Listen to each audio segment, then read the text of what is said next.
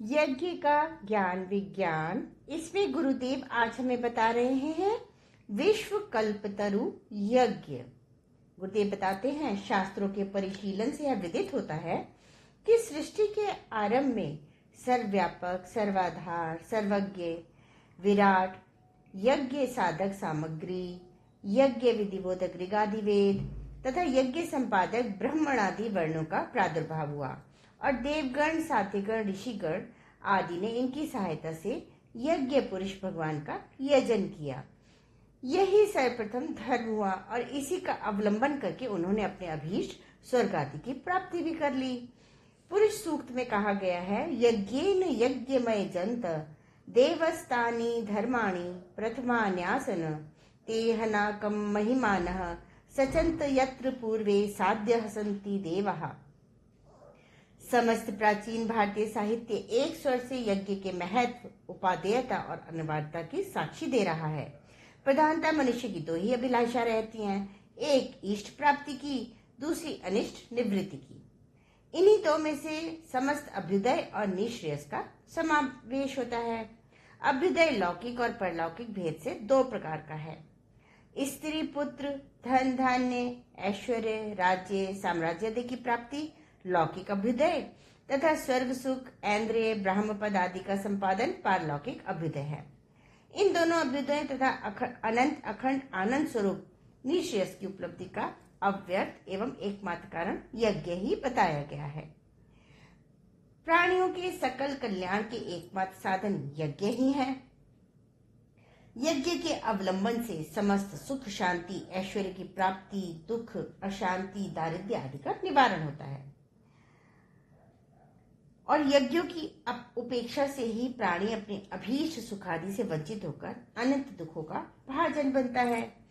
पारलौकिक अभ्युदय की चर्चा घड़ी भर के लिए छोड़ भी दें तो भी लौकिक अभ्युदय के लिए बिना यज्ञ की सहायता के काम नहीं चलता। कई बार मनुष्य के सामने ऐसी परिस्थितियां उत्पन्न हो जाती हैं कि लाख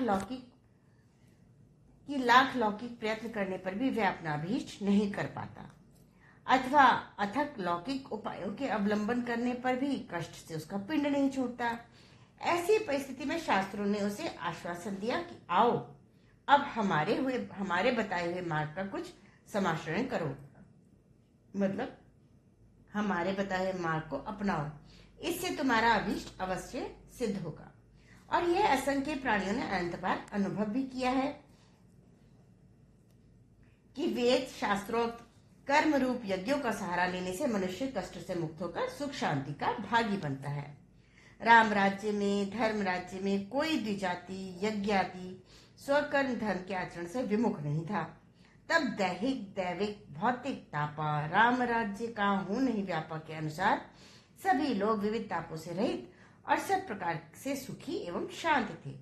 समय समय पर आवश्यकता अनुसार मेघ वृष्टि करते थे, विपुल मात्रा में अन्न फल आदि उत्पन्न होते थे और प्राणी मात्र संतुष्ट एवं प्रसन्न थे। शास्त्र बताते हैं कि भाई, सृष्टिकर्ता प्रभु ने जब सृष्टि की रचना की थी उसी समय तुम्हें उत्पन्न करके यह बता दिया था कि समस्त विश्व की व्यवस्था ठीक तरह से चलाने, उसे कायम रखने और नियंत्रित करने के लिए अदृश्य देव शक्ति का निर्माण किया गया है और उसे प्रसन्न कर अपना अभीष्ट सिद्ध करने के लिए उपाय रूप में वेद, शास्त्र और यज्ञों का प्राकट्य किया जा रहा है। यज्ञ द्वारा इस विविध शक्ति संपन्न देवों की संभावना करते रहने से उन देवों की प्रसन्नता संपादित होगी और फल स्वरूप वे तुम्हें इष्ट भोग प्रदान करेंगी।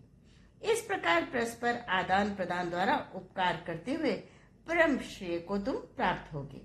देवों को यज्ञों द्वारा संतुष्ट किए बिना वस्तुओं का उपभोग करोगे तो उसे चोरी समझा जाएगा। विश्व के प्राणियों को जीवन धारण करने के लिए उनके योग्य खाद्य पदार्थ और जल की अपेक्षा निर्विवाद है।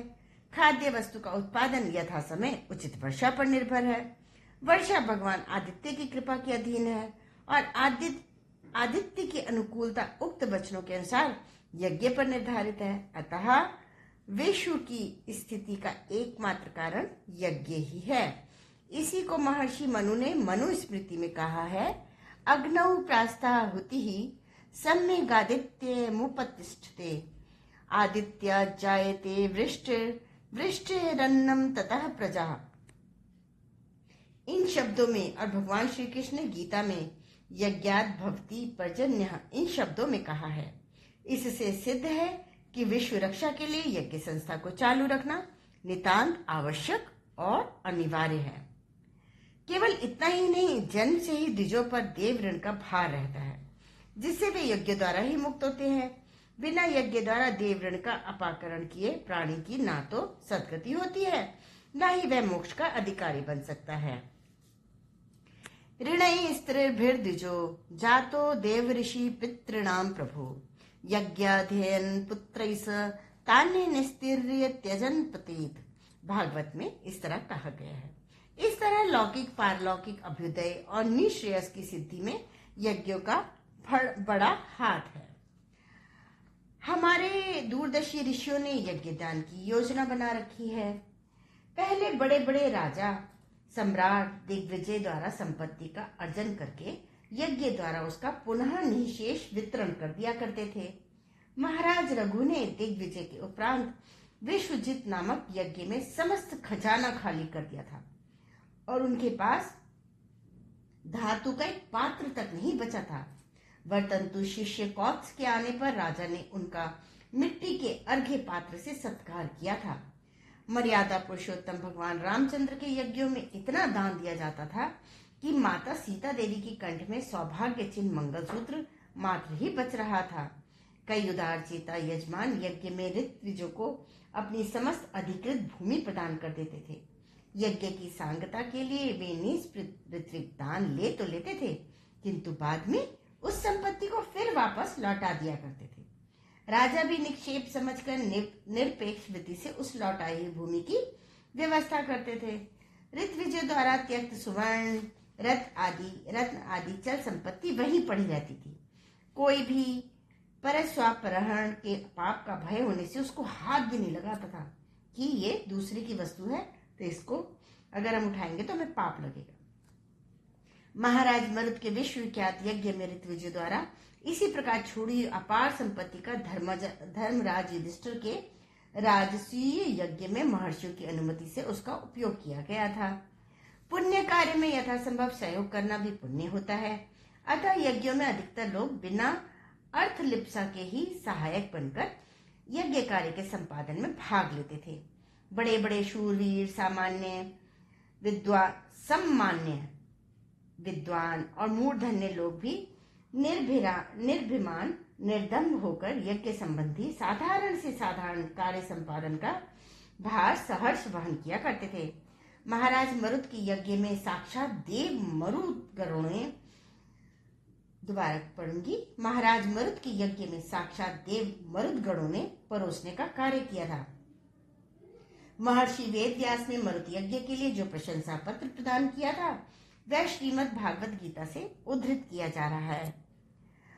मरुतस्य यथा यज्ञो न तथा न्यस्य कश्चन सर्वं हिरण्यमयं त्वा सीद्यत् किंचित् चास्य शोभनम् अमाद्य दिनेन्द्र सोमेन दक्षिणाभिर्द्विजातयः मरुतः परिवेष्टारो विश्वे देवाः सभासदः। धर्मराज युधिष्ठिर के राष्ट्रीय यज्ञ में रसोई घर की व्यवस्था भीमसेन ने, खजांची का काम दुर्योधन ने, पूजा सत्कार सहदेव ने, सामग्री जुटाने का कार्य नकुल ने, बड़ों की सेवा अर्जुन ने, पाद प्रक्षालन करने का सत्कार्य स्वयं श्री कृष्ण ने, परोसने का भार महाभागा द्रौपदी ने और दानाध्यक्षता महामना कर्ण ने तथा युयुधान विकर्ण विदुर आदि ने महायज्ञ में विविध कर्मों का भार संभाला था। वह कैसा सुवर्ण समय रहा होगा जिसकी कल्पना में भी आचित आनंद विभोर हो जाता है।